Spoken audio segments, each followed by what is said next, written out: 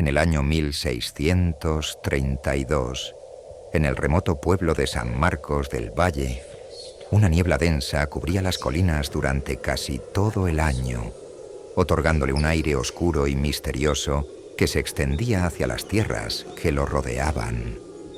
Aislado entre bosques espesos y barrancos profundos, el pueblo parecía atrapado en el tiempo, gobernado por una férrea devoción religiosa.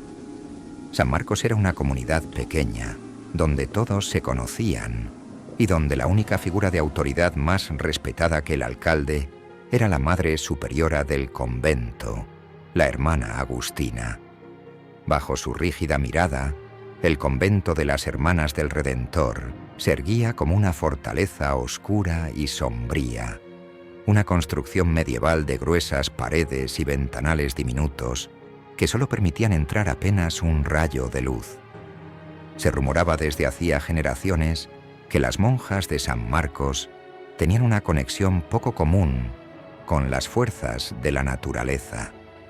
Sus costumbres eran muy estrictas y sus hábitos de oración se extendían más allá del rezo habitual, con rituales a medianoche, rezos en lenguas arcaicas y velas encendidas en extrañas posiciones alrededor de la capilla.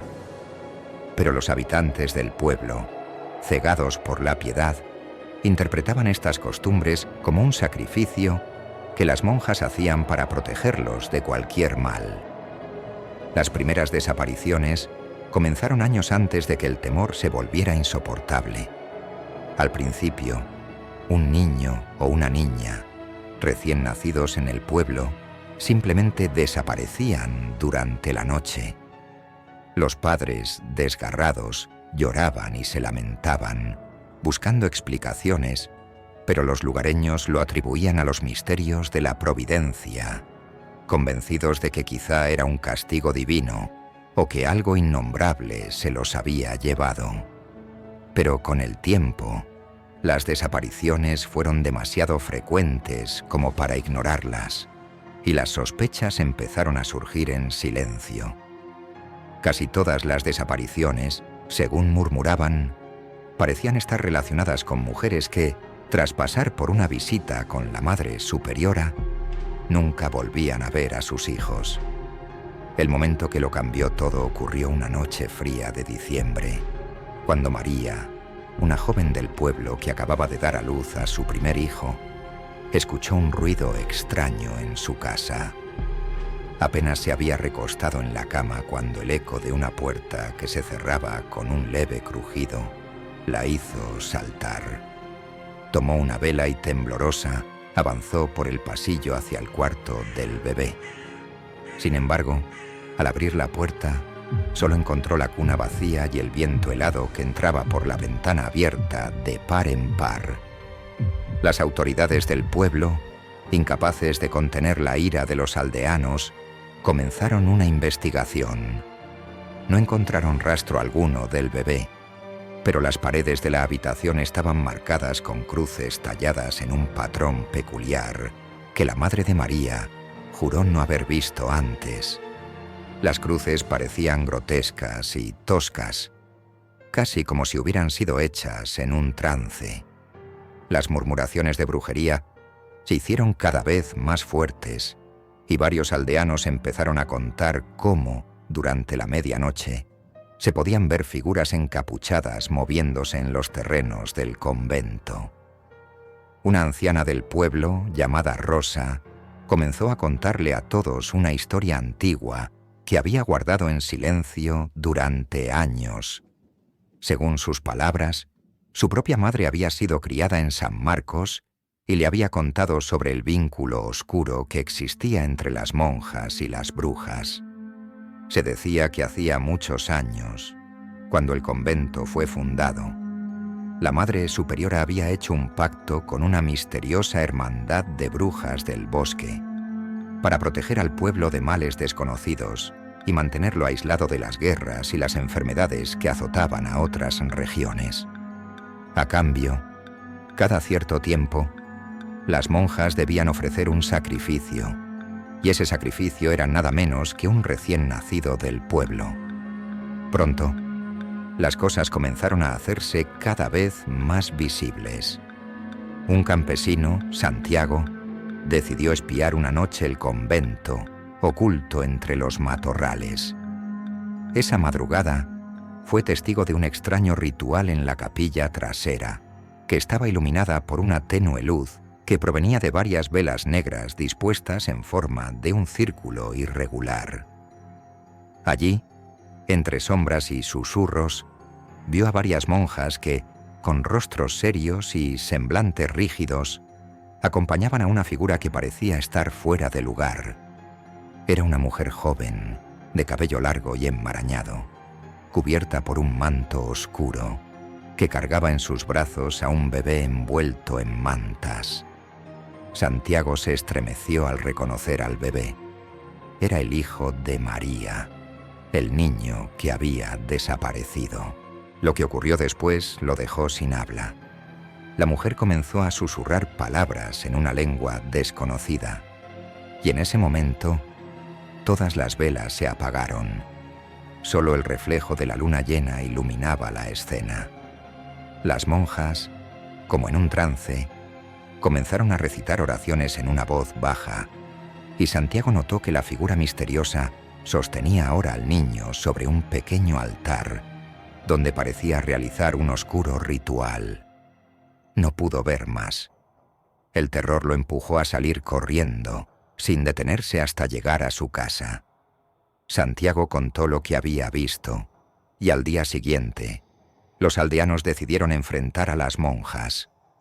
Entraron en el convento sin avisar, furiosos y decididos a encontrar respuestas, pero lo que hallaron en su interior los dejó sin aliento. En una de las habitaciones, escondido tras una cortina, encontraron una pila de pequeñas prendas de bebé. Vestidos y mantas apilados, con manchas de cera oscura y marcas de barro. Además, en las paredes estaban las mismas cruces toscas que habían aparecido en la casa de María. La Madre Superiora, enfrentada, no negó la acusación. En cambio, con una sonrisa escalofriante, admitió que todo era parte de la voluntad divina, de un pacto que protegía al pueblo de mayores desgracias. Los aldeanos, aterrados y sin saber qué hacer, decidieron prender fuego al convento, convencidos de que eso pondría fin a la maldición. Mientras las llamas devoraban el edificio, se escucharon los gritos de las monjas, que no parecían huir del fuego, sino que entonaban susurros y cánticos en el idioma arcano hasta el último momento. Desde aquel día, los pocos que sobrevivieron al incendio y lograron escapar del pueblo, cuentan que, en las noches sin luna, pueden escucharse los llantos de los niños perdidos y el eco de las oraciones de las monjas, mezclándose en ecolmillimis en el aire helado que cubre las ruinas de San Marcos. Nadie volvió a reconstruir el convento ni a asentarse en el valle. El pacto había sido sellado para siempre. En 1692, en el oscuro y remoto pueblo de San Martín de la Sierra, una serie de desapariciones comenzaron a sacudir la vida de sus habitantes. Hombres y mujeres se esfumaban sin dejar rastro, y un aire de miedo y misterio se apoderó de todos. No pasó mucho tiempo antes de que los rumores de brujería empezaran a propagarse como un fuego imparable. En el fondo del bosque cercano, decían algunos, vivía un grupo de mujeres que llevaban generaciones practicando rituales prohibidos, un aquelarre de brujas que controlaban la voluntad de aquellos que osaran adentrarse en su territorio. Mariana de los Ríos, una viuda de mediana edad conocida por sus dotes de herbolaria, era una de las sospechosas. Su habilidad para curar enfermedades y preparar remedios la hacía invaluable para algunos, pero también despertaba temores en otros. La gente decía que su mirada penetrante podía ver más allá de lo humano y que su casa estaba protegida por una magia antigua y sombría. A Mariana la seguían dos mujeres más jóvenes, Isabel una huérfana que había tomado bajo su cuidado, y Juana, su sobrina distante, quien mostraba una curiosidad inusual por los rituales nocturnos y el poder oculto de la naturaleza. Una noche, el hermano del alcalde, Pedro, desapareció tras haber sido visto merodeando por el bosque. Era un hombre borracho y pendenciero, y había amenazado a Mariana varias veces, convencido de que sus poderes eran la causa de las enfermedades que afligían a su ganado. Cuando Pedro no regresó, el alcalde y otros aldeanos furiosos decidieron tomar cartas en el asunto.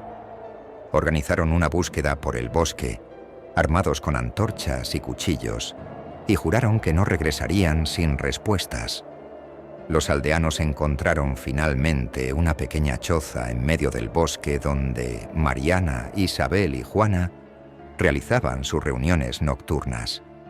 Con una furia ciega, irrumpieron en el lugar. Mariana trató de razonar con ellos, pero el miedo y la superstición habían nublado sus mentes. «Confiesa que te llevaste a Pedro, bruja», gritó el alcalde, mientras la sujetaban con cuerdas y la arrastraban hacia el claro. Juana y Isabel intentaron defenderla, pero los hombres no les dieron oportunidad. Juana fue golpeada y reducida, mientras Isabel miraba con terror cómo ataban a su mentora a un poste improvisado en el centro del claro. Mariana, con un extraño temple, los miraba con una mezcla de lástima y desafío. En sus ojos oscuros se escondía una sabiduría y un dolor que ninguno de ellos podría comprender. Antes de que le cubrieran la boca, ella pronunció unas palabras, apenas audibles, pero cargadas de una fuerza que heló la sangre de los presentes. Aquellos que juzgan sin ver, sufrirán sin entender. No había necesidad de más palabras. Encendieron el fuego y lo dejaron consumir. Las llamas iluminaron la noche y se elevaron como lenguas hambrientas, mientras Mariana no apartaba su mirada de los aldeanos que observaban con miedo contenido. Cuando el fuego se extinguió, las cenizas fueron esparcidas en el mismo bosque que ella había amado y en el que había encontrado el conocimiento de la naturaleza y los secretos de la vida. Sin embargo, aquella no fue la última vez que San Martín de la Sierra escucharía sobre Mariana y su aquelarre. A la semana siguiente, Isabel y Juana, las dos jóvenes que la acompañaban, desaparecieron sin dejar rastro. Las puertas de sus casas estaban abiertas y los muebles cubiertos de polvo, como si las habitaciones hubieran quedado suspendidas en el tiempo. Y, en el bosque, comenzaron a suceder cosas que ningún aldeano podía explicar. Los animales del pueblo, hasta entonces dóciles, comenzaron a comportarse de manera extraña. Los perros aullaban en medio de la noche mirando al bosque, y las vacas y caballos se negaban a acercarse a los árboles. Las desapariciones, lejos de cesar, se volvieron más frecuentes. A los que habían participado en la ejecución de Mariana, se los fue llevando una extraña fiebre que los consumía lentamente, entre pesadillas y murmullos. Decían en sus últimos días que veían a una mujer de ojos negros en el borde del bosque, que los observaba sin expresión, esperando. Una noche, el alcalde, quien había liderado la turba, desapareció. Su esposa, histérica, afirmó haber visto sombras en el bosque, sombras de mujeres caminando entre los árboles, susurrando. La sombra de Mariana estaba entre ellas, con una mirada tranquila y unos ojos oscuros que no podían ser ignorados. Los habitantes se estremecieron ante la idea de que el espíritu de la bruja regresaba para llevarse a todos los que le hicieron daño. Desde entonces, ningún habitante de San Martín de la Sierra se atrevió a entrar en el bosque. Lo consideraron un lugar maldito, un dominio de las sombras y la venganza. Y hasta el día de hoy, las desapariciones en el bosque continúan, y los habitantes del pueblo Aseguran que en las noches de luna llena, si uno escucha con atención, puede oír susurros entre los árboles, una advertencia silenciosa para aquellos que no respetan los secretos antiguos ni las fuerzas que no pueden comprender. Los que se acercan demasiado al bosque sienten la presencia de Mariana, susurrando, esperando a que alguno de ellos olvide el terror y regrese. Todo comenzó en 1740, en el remoto pueblo de Santo Tomás del Encinar, un lugar de profundas raíces religiosas y tradiciones arcaicas que apenas habían cambiado en siglos. Era una comunidad pequeña, cerrada y gobernada con mano dura por el sacerdote Don Esteban, un hombre cuyo fervor se desbordaba en sermones de fuego y castigos severos para aquellos que se desviaban de la rectitud. Cualquier cosa que se considerara herejía era reprimida con dureza, y a quienes parecían salirse de las normas se los miraba con recelo y temor. La primera muerte ocurrió en el amanecer de una fría mañana de noviembre. Los vecinos, reunidos para la primera misa del día, miraron con horror la figura de Simón, el herrero del pueblo, colgando inerte en la cruz de la iglesia. No estaba sujeto por cuerdas ni amarrado de ninguna manera visible.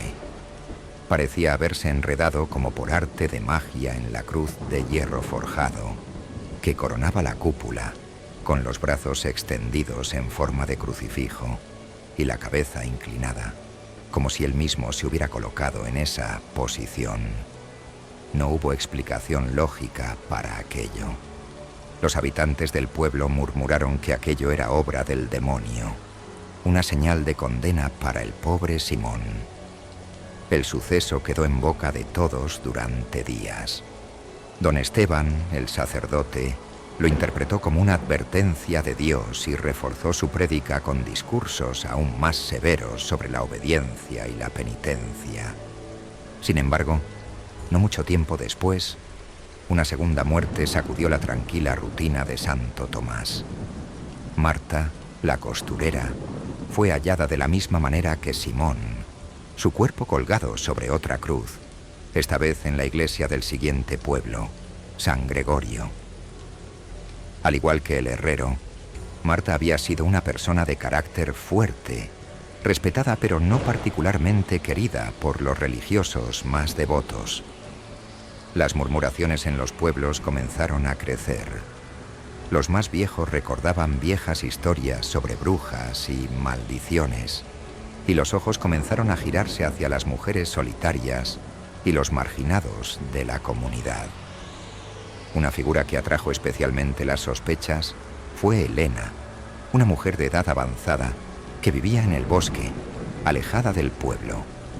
Desde niña, la habían evitado por su apariencia desaliñada y su extraña habilidad para prever pequeños incidentes en el pueblo. A veces, los niños que jugaban cerca de su casa decían que podían oírla hablar sola o ver sombras en sus ventanas.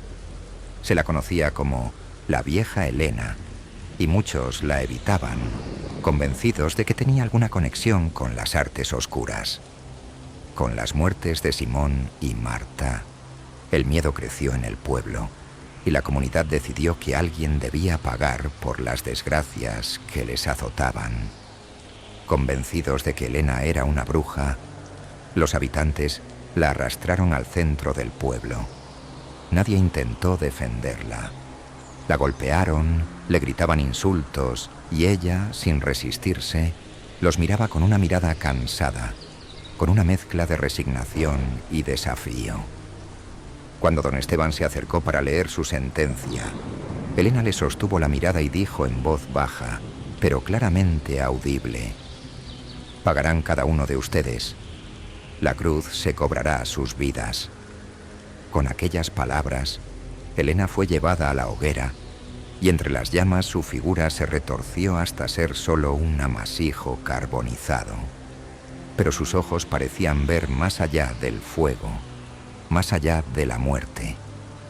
Al día siguiente, las campanas de la iglesia de Santo Tomás comenzaron a sonar a deshora. Cuando los aldeanos se acercaron al campanario, vieron que las cuerdas parecían moverse solas, como si una fuerza invisible las jalara. Uno de los campesinos del pueblo, conocido por haber ayudado en la captura de Helena, se acercó y en el mismo instante algo lo levantó del suelo. Gritó horrorizado mientras su cuerpo era llevado a la parte alta del campanario y ante la mirada atónita de todos fue incrustado en la cruz, igual que los anteriores. El terror se apoderó de la gente. Las muertes continuaron en los días siguientes y todas tenían el mismo patrón. Alguien que había participado en la condena de Helena o había insultado su nombre aparecía colgado sobre una cruz en lo alto de una iglesia cercana. Era un espectáculo aterrador y el pánico comenzó a extenderse por todos los pueblos. Los habitantes, dominados por el miedo, intentaban abandonar sus casas, pero al tratar de salir, se daban cuenta de que una niebla espesa cubría el bosque alrededor del pueblo, dejándolos atrapados. En una de esas noches de creciente desesperación, algunos vecinos, en secreto, se dirigieron al cementerio para buscar respuestas, seguros de que algo relacionado con Helena podía estar enterrado allí. Excavar su tumba y quemar lo que quedaba de ella, pensaron, sería suficiente para romper la maldición. Sin embargo, cuando abrieron el féretro, lo que hallaron fue un amasijo de huesos cubiertos de símbolos extraños, tallados en cada uno de ellos. Aquellos que tocaron los huesos murieron al día siguiente, colgados en alguna cruz. El único sobreviviente de toda aquella pesadilla fue un joven monaguillo, Jacobo, quien años después recordaba los sucesos como un mal sueño. Decía que al ir de un pueblo a otro, veía como las cruces estaban vacías, pero cada noche oía el sonido de las campanas, movidas por manos invisibles, anunciando la llegada de nuevas víctimas.